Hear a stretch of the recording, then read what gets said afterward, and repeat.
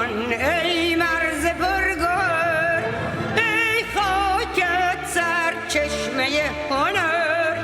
دور از تو اندیشه بدان، پاینده مانی تو جاودان.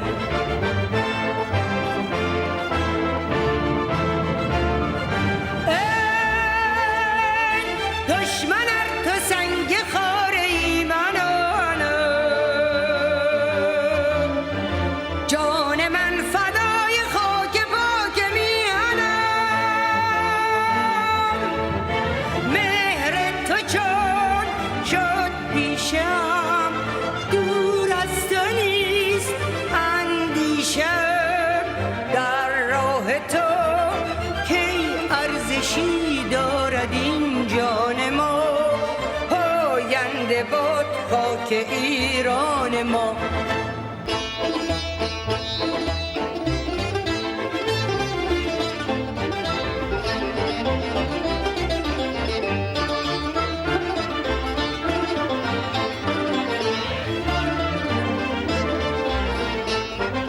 ایران ای خرم بهشت من، روشن است و سرنوشت من. گر آتش بارد به پیکرم، جز مهرت در دل نپرورم.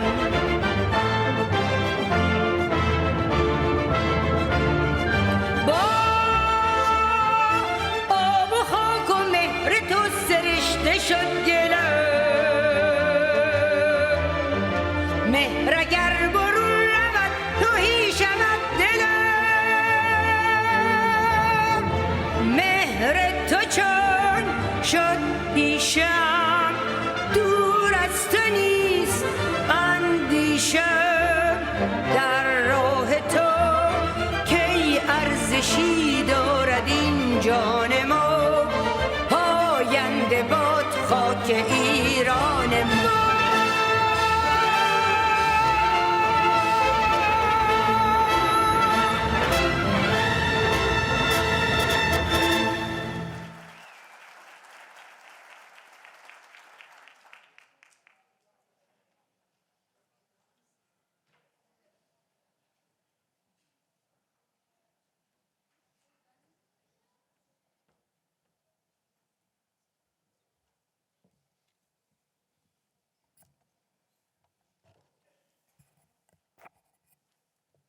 Good morning, everyone.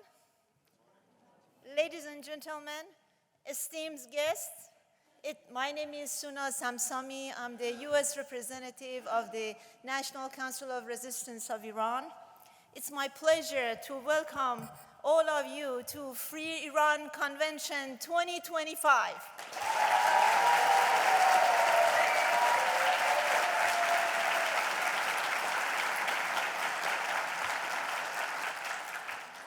Today, we are hosting an extraordinary gathering of Iranian scientists, professionals, and young people whose hearts beat for a democratic and free Republic Iran. At this decisive moment, when the regime is at the weakest political and social point, the presence of such a broad, experienced community united in the shared demand for the overthrow of the Iranian regime, a religious tyranny, and to examine the roadmap for change and the future of our homeland country is both essential and inspiring. For 44 years, NCRI has served as the only genuine democratic alternative to Mullah's regime. A central strategic principle of NCRI over these 4 decades have been the uncompromising rejection of 2 dictatorships, the theocracy of the mullahs and the monarchy that preceded it. This resistance and its components, especially the MEK PMI, have not wavered for 45 years in their determination to overthrow religious fascism in Iran. And they have paid the highest possible price for their steadfastness. Just look at the long list of the fallen for freedom of this resistance movement.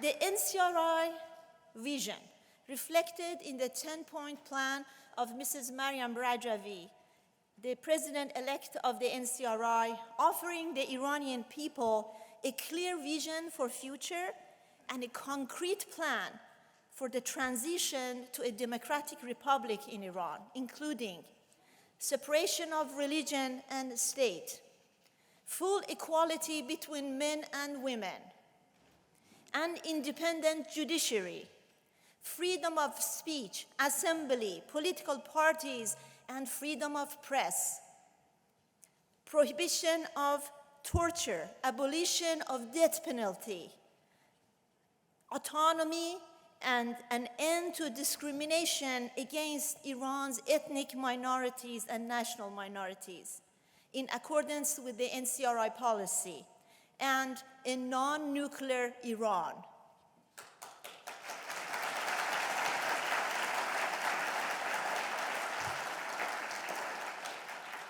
Over the past 4 decades, NCRI has achieved historic endeavors by exposing the regime's clandestine nuclear weapons program. NCRI prevented the Iranian regime from secretly reaching an atomic bomb, throw the world into a crisis. It was the NCRI who put forward the peace initiative to end the Iran-Iraq war, a proposal that laid the political foundation for ending the conflict. It has provided the most accurate reports on execution, arrests inside Iran daily and sometimes hourly, as well as on the regime's war machine and its terrorist networks, leading the most campaigns to counter the terrorism and violation of human rights in Iran. Ladies and gentlemen, as we begin this convention, we gather with a shared purpose to help chart the path toward a prosperous, free, democratic republic in Iran. I wish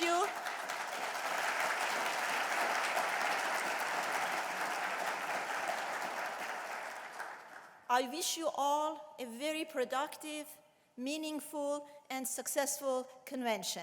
And now I ask my colleague Anna to take the stage to MC this event. Thank you very much.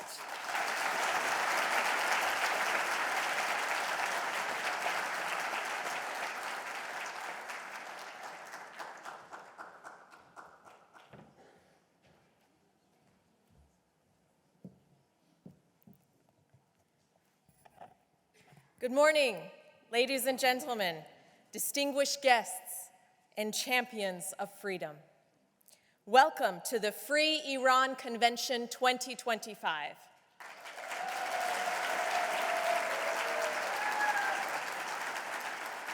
My name is Anna Sami, an attorney and a proud second-generation Iranian. Today is not a routine gathering. It is history in the making. For the first time, Iranian scholars, professionals, and community leaders from across the United States have come together to chart a path from dictatorship to a democratic, secular, and non-nuclear republic.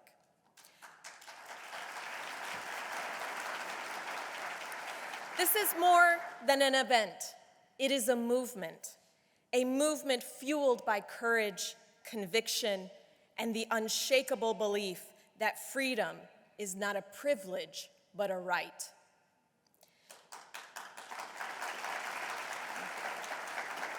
Throughout the day, you will hear from those who have dared to defy tyranny and from global allies who stand with the Iranian people in their fight for liberty and justice.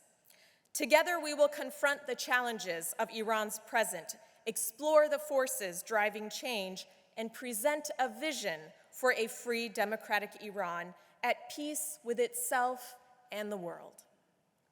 Let us be clear, this is not just a dialogue. It is a declaration that dictatorship is not destiny, and that the Iranian people deserve dignity, democracy, and peace. So let us begin with open minds, bold hearts, and unwavering resolve, because today we don't just imagine a free Iran, we commit to building it. And ladies and gentlemen, before I announce the first panel, I would like to draw your attention to your event badges. The first QR code you can scan to receive the guide for today's event, and the next QR code is for the question and answer. You can follow the prompts and submit your questions, and the panelists will answer them in turn. Next up is our first panel, Society Ripe for Change. For this panel, we are joined by 4 distinguished scholars: Professor Kazem Kazarunian, former Dean of University of Connecticut's College of Engineering; Dr. Hossein Saidian, a professor of computer science at the University of Kansas; and Dr. Ashraf Zadshir, core faculty in a family medicine residency program. Moderating today's panel is Ms. Seema Yazdani, Executive Director of AI Technology and Solutions. She is pursuing her doctorate in integrated health solutions and AI at Arizona State University. Please join me in welcoming our panelists.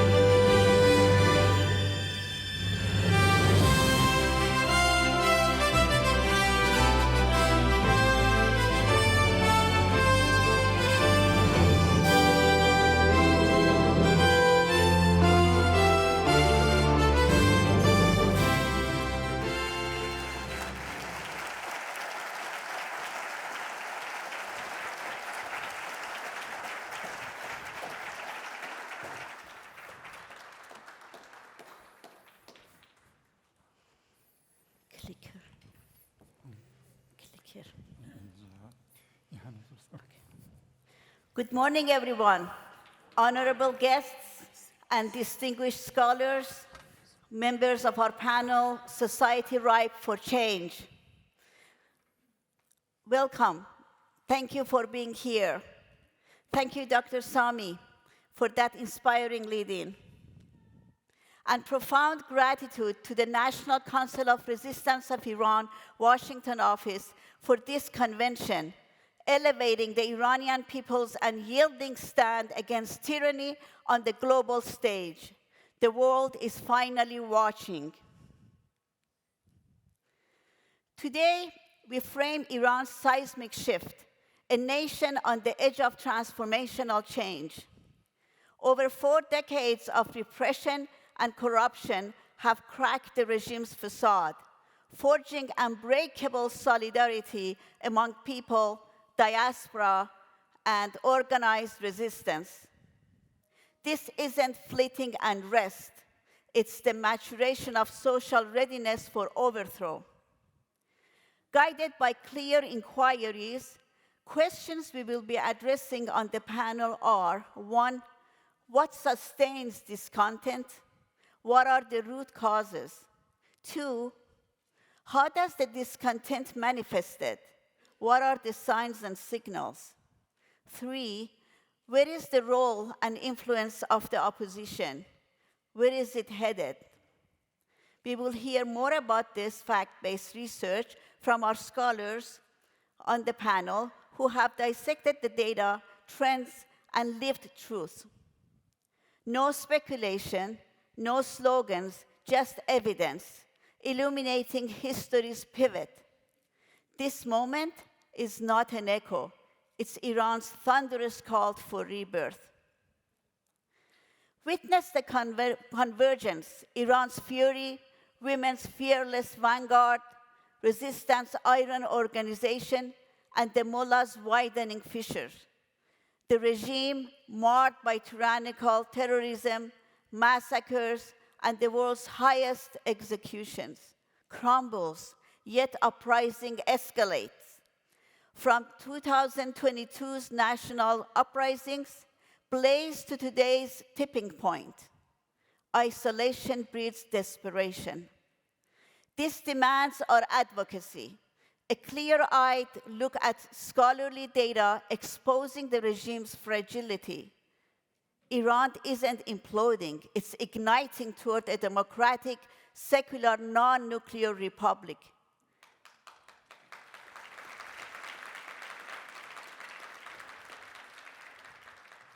Why now? Because history whispers. Ignored sparks become infernos. Let's explore why this inflection reshapes the world and why we must act. Let's take a look at a historical analogy. Envision America's 1776 forge, Enlightenment's fire, patriots' courage, from Jefferson's bold pen to farmers' grit, exposing injustice, massacres, and unyielding oppression. A coalition of statesmen, scholars, intellectuals, militias bled for the Bill of Rights, inalienable freedoms over monarchical fiat. Letters smuggled, ideas ignited, reason triumphed over blind faith. Iran burns that same flame. The MEK and National Council of Resistance, they are the opposition's beating heart.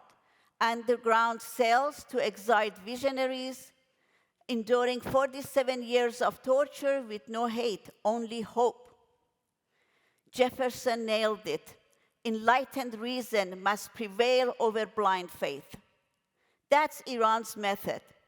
Protest as pamphlets, resistance as midnight rides. From tyranny's chains to a republic's dawn, America seized it. Iran won't wait. If not now, when? If not us, who?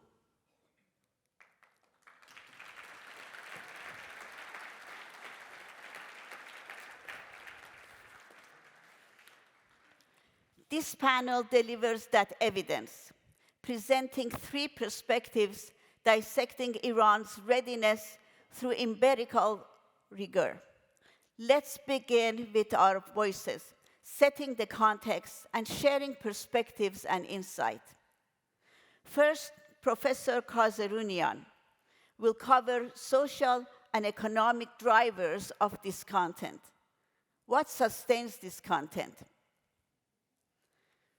Professor Kazarunian, a globally recognized engineering leader and former dean of UConn's College of Engineering, a fellow of ASME and AIMBE, he's advised over 50 organizations on robotics, design automation, and strategic planning.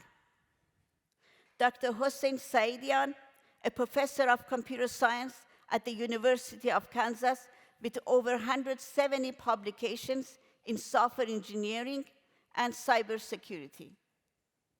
And Dr. Ashraf Zadshir, a physician, educator, and clinical researcher, core faculty in a family medicine residency program. She is the recipient of California Women of the Year Award and has authored numerous peer-reviewed studies and medical textbooks.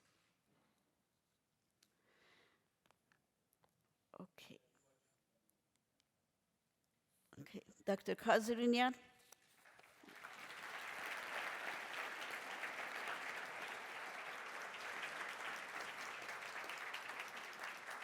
Thank you, Ms. Yazdani. Good morning, everyone. It is an honor to be with you today.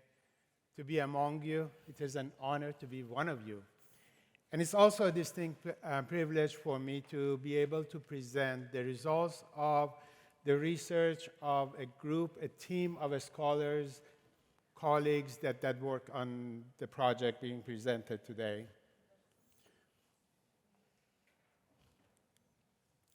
Let me frame the conversation today by defining three mega economic trends in Iran. Iran's economic collapse is structural. It is not temporary, and by no means it is the result of the sanctions. Economy has become a tool for repression and plunder, a tool for looting the country. And economic discontent has turned into a revolutionary force. It is accelerating towards a total regime collapse. And these megatrends manifest themselves in many areas, including income, inflation, oil, employment, banks, taxes, private sector, inequity, housing, nuclear costs, and many other areas. We'll talk about some of them now. Let's start with GDP. That shows the scale of economic crisis. Gross domestic product in Iran is now ranked 117th per capita in the world. This is a shameful ranking to have for a resource-rich country like Iran. Our food inflation is close to 60%. Medicine has been up for about 700 to 800 times over the last 3 to 4 years. Close to 80% of the Iranians live below the poverty line. Long bread lines, kidney sales signs, prostitution on the streets. These are all signs of a total moral collapse for the country. Inequity in housing, it is extreme. When I was putting this slide together, it brought tears to my eyes.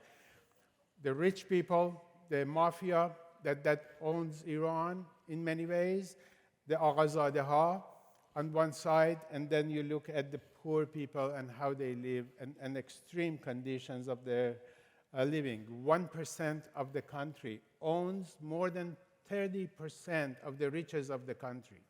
More than half of the people in Iran practically don't own anything. Looking at the oil, it is either a trap for, it's actually more of a trap for the economy of the country. Oil is about 60% of the government's revenue and about 80% of the exports in Iran. That means that for every $1 in the price of crude oil, there is a fluctuation of $1 billion in the income for the country. And that shock exposure is extreme. And that practically means that Iran's economy is based on luck rather than strategic planning.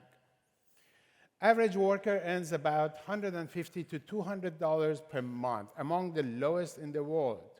Income stagnation has been persisting since 1980s. Casualization means switching and shifting from permanent positions to temporary hire, and migration to cities are resulting trends. And only 2.4 million jobs have been created in 16 years. That is about 150,000 jobs per year. To put that in context, that is 1/10 of the jobs that a country the size of Iran needs. About 13 million people are unemployed. That is nearly half of the workforce. Nearly 80% of the workforce of the Iranians lack stable jobs. An economy has been practically become a military oligarchy.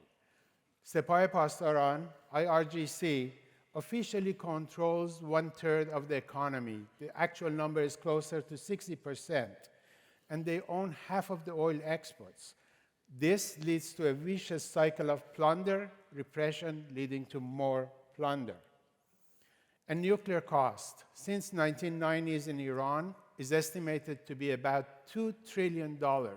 That is that's a resource that could have been used to build the country.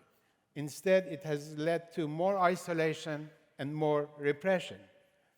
And looking at the banking situation, that's not a better picture either.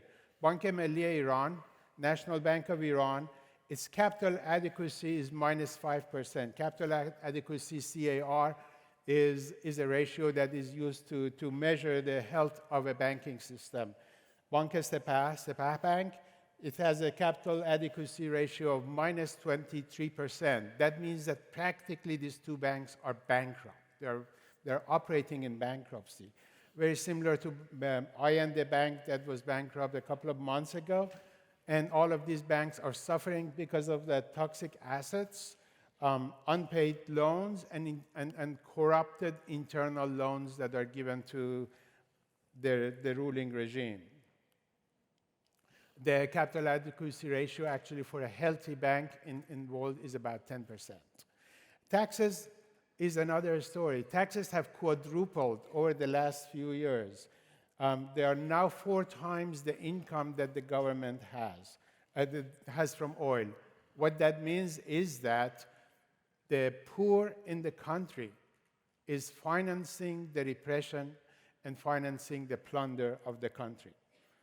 And the small business, ease of doing business in Iran is ranked by IMF to be 127th out of 190.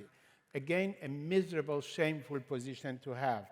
And most of it is because of the dominance of state-owned pseudo companies. And ideas like innovation, business development, business planning, those ideas are unheard of in a small business environment in Iran. So in closing, plunder, repression, and nuclear ambitions and proxy wars are deepening the poverty in Iran. Reform is impossible without totally collapsing this regime and rebuild again. Iran's social fabric is breaking under the weight of inequity, and finally, discontent has become defiance and resistance, and that is leading to an accelerating path towards total regime collapse. And with that, I thank you.